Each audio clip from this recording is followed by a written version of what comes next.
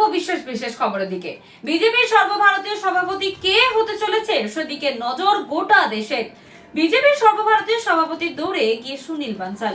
উড়িষ্যার দায়িত্বে থাকা বানসালকে সর্বভারতীয় সভাপতি করতে চায় দলের একাংশ।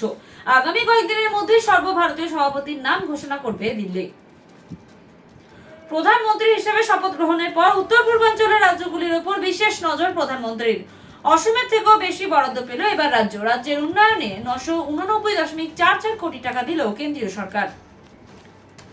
নির্বাচন মিটতে না মিটতেই ফের আন্দোলন কৃষকদের, তাই বারাণসী যাচ্ছেন প্রধানমন্ত্রী। সেখানে কৃষক সম্মেলনে যোগ দেবেন প্রধানমন্ত্রী স্বয়ং।